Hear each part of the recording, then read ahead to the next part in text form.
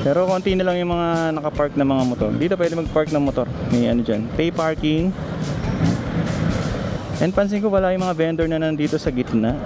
So mukhang pinagbawalan na ata talaga yung mga vendor dito na pumuesto kahit ano na, gabi na. Alright, magandang gabi sa inyo lahat. Nandito tayo ngayon sa may Recto Avenue. Galing tayo ng Divisoria sa may bandang Tutuban. Inikot natin yung Divisoria. So ito yung continuation ng update natin ngayon. Ngayong gabi dito sa Recto Avenue. Ang pupuntahan natin ay itong Avenida. Siguro diretso na rin tayo ng Carriedo Street. And tingnan natin kung may pagbabago ba doon kapag ganitong oras. Ganitong oras ng pagpunta natin. So ngayon nga pala ay ano na ba? Alas 8 na ng gabi. Ngayon ay June 27, 2025.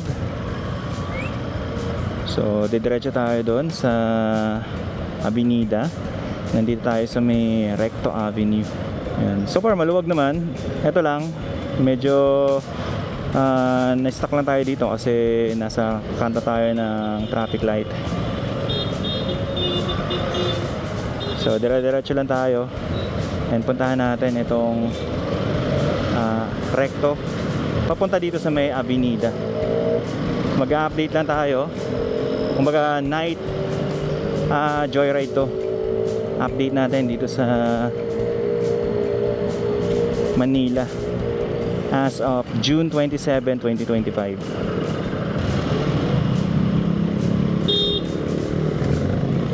Okay, diretso na tayo.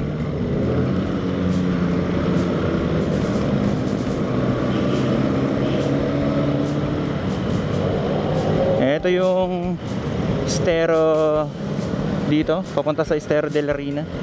Napuntahan na rin natin dati yan. Ito yung sinasabi ko na medyo madilim na part ng Recto. Lalo na kung dito kayo dadaan sa gilid sa ano, sidewalk. Yan, medyo madilim talaga dyan. So ito naman yung bandang Arangke. Yan. Kilala tong Arangke sa pagbebenta ng mga pets, di ba? Mga dogs, pusa, mga iba't ibang ano, hayop na halaga. Okay, so nandito na tayo sa malapit dito sa Avenida. So kanan tayo dyan. Ayan, tingnan natin yung sa may bandang Carriedo kung anong sitwasyon doon kapag ganitong oras. Ito yung sa may left side. And then kanan tayo rito. Okay.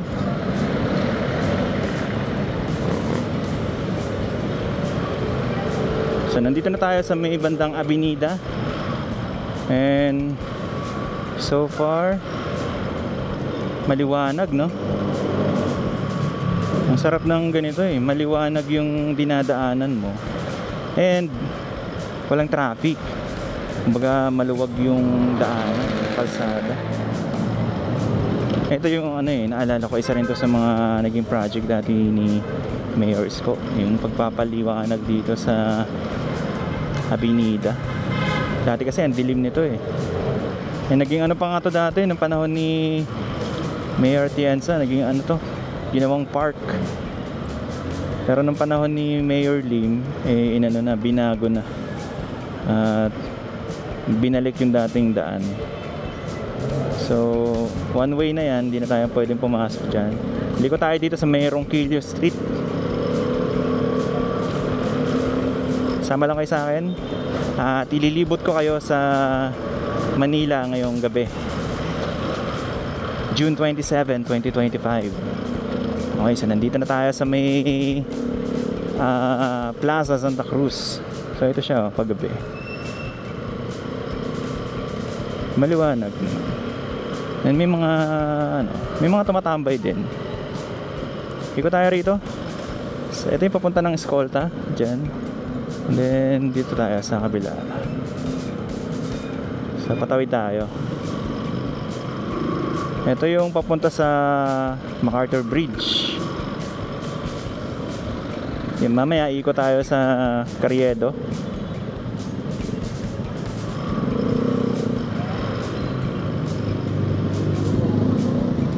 Dito makikita nyo may mga homeless pa rin niya sa gilid-gilid.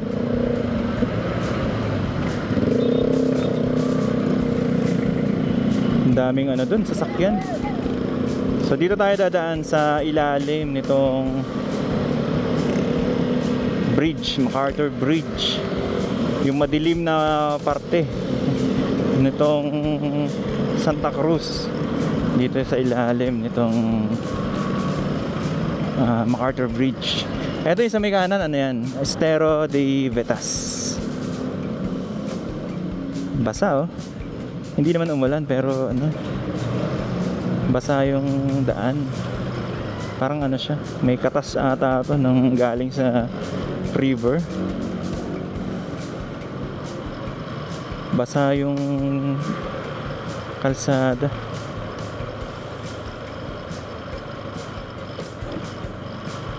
And dito sa kanto, ito yung sa may Carlos Palanca Street.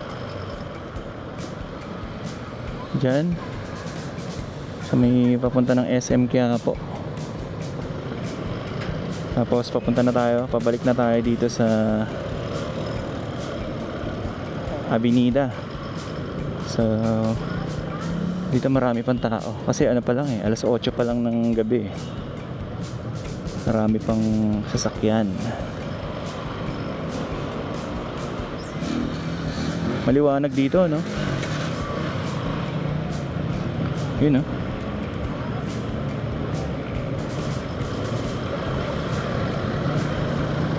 Pero konti na lang yung mga nakapark na mga motor. Dito pwede mag-park ng motor. May ano dyan, pay parking.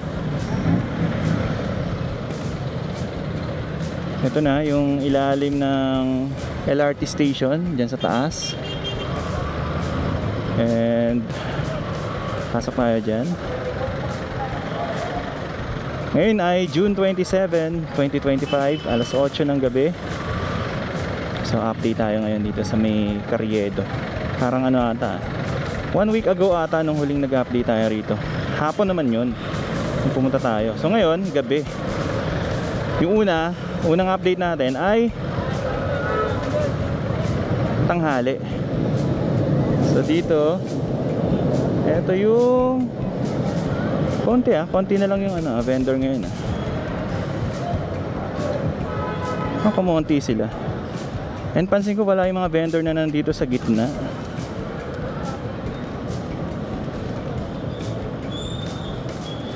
Yun.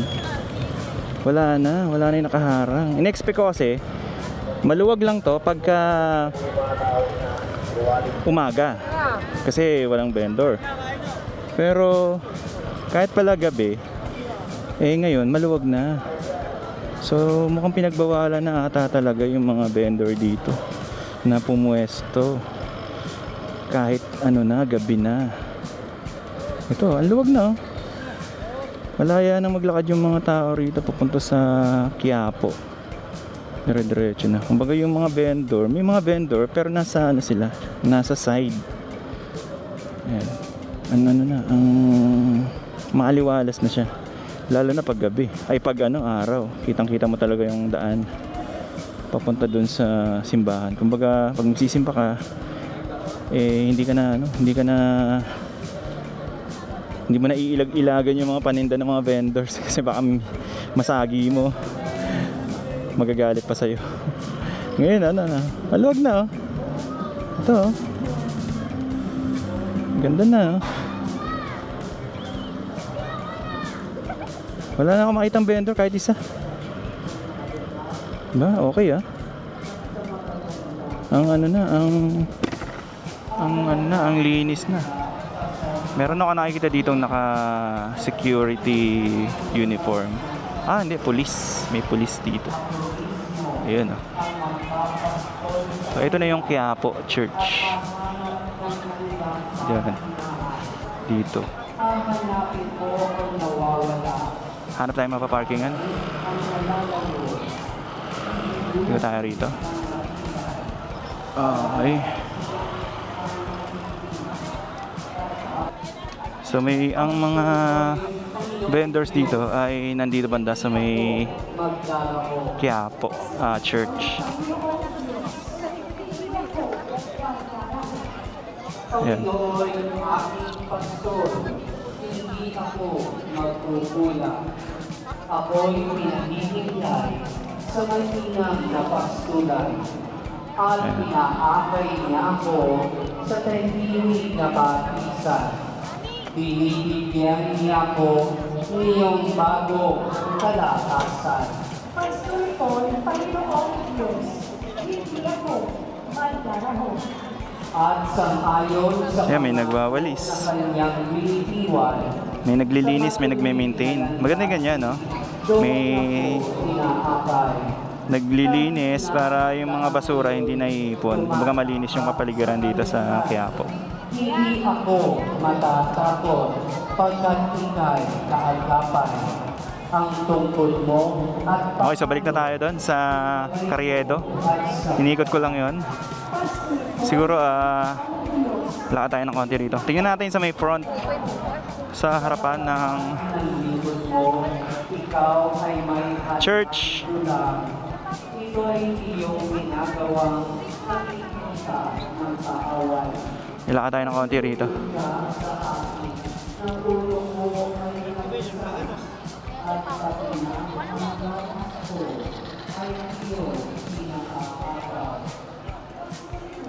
Diyan dito, so far maluwag naman yung daan.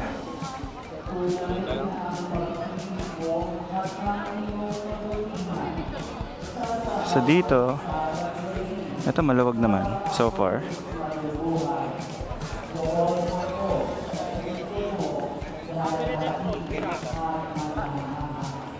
Dito tayo sa may front. So dito maluwag, wala tayong nakikitang mga vendors dito maliban lang sa mga nagtitinda ng mga mga eco bag. And may mga mangilan-ngilan vendors ng ice cream, sampagita. Pero I think hindi sila pwedeng pumeso dito ng permanent. So meron din, may mga pinapayagan din mga ilan-ilan na pumesto rito. And ayun punta na doon sa Quezon Bridge.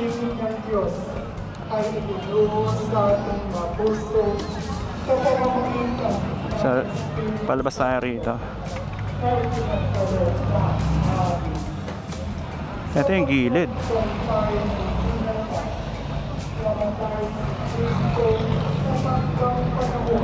Yan.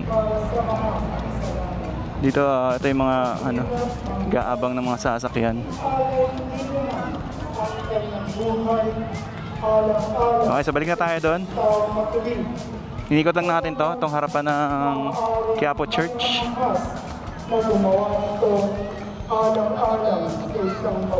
Ngayon ay Friday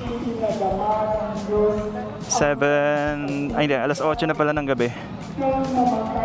So next time puntahan naman natin yung sa may bandaron sa F. Hidalgo Street. So nandito pa rin tayo sa may Plaza Miranda dito sa harapan ng Quiapo Church.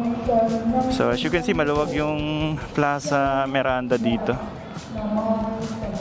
Although may mga ilan-ilan na mga vendors na nakapwesto, pero hindi na katulad ng dati na may mga payong,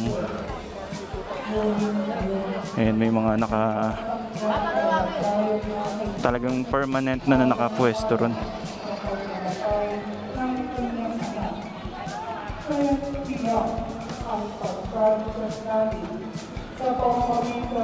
Dito na, pabalik na tayo dito sa may Carriedo Street. Nagagalak tayo ng pupuri sa Diyos sa pamamagitan ng ating Panginoon Jesucristo sapagkat dahil sa Kanya ay inanda. Buti yung ganito, maluwag na. Hindi na katulad ng dati na talagang ang in-expect ko pag gabi, maraming vendors. So balik na tayo, papunta na ulit tayo dito sa may Avenida, dito pa rin sa Carriedo. So malaki na nga yung pagbabago ngayon. Yung expect ko kasi pagka gabi maraming vendors, pero Ito nakikita natin na walang vendor kahit gabi. Malinis, maluwag yung daan. Itong kalsada rito. Yung mga vendors nandito sa gilid. Meron pa rin, ayun, sa gilid lang. Paisa-isa. Dati dito mismo sa gitna nakapwesto sila eh. Ngayon ano na. Kumbaga limitado na lang yung space nila. Siguro ang meron dito dapat magkaroon is yung nagwawalis.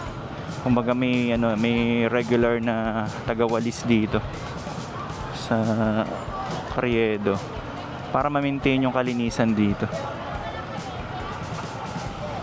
Ito. Meron pa rin mga vendors dyan, yung mga nagtitinda dyan. Malapit dito sa pwesto ni Neneng B. Ito, maraming tao. Yung papasok dyan. Papunta ng Carlos Palanca Street.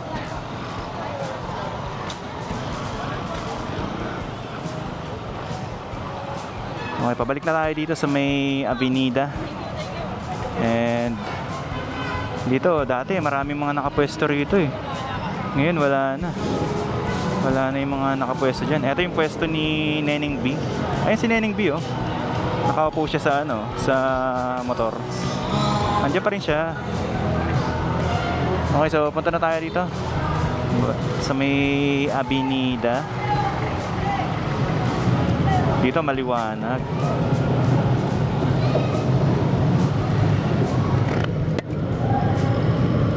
Maganda rito kasi maliwanag. Dati madilim dito sa sa Avenida. Yan.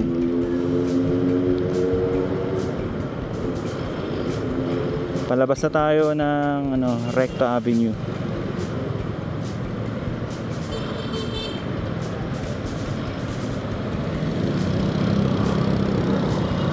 Although yung gilid dyan, syempre medyo madilim yan, yung dyan sa sidewalk, pero dito sa mismong kalsada maliwanag.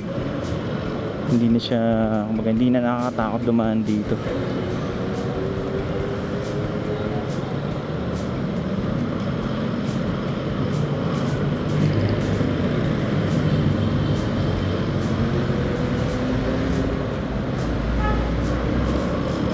Okay, palabas na tayo. Babalik na tayo sa may Recto Avenue. Ito ang sitwasyon ngayon ng Avenida and Carriedo Street ngayong June 27, 2025. Alas 8 ng gabi.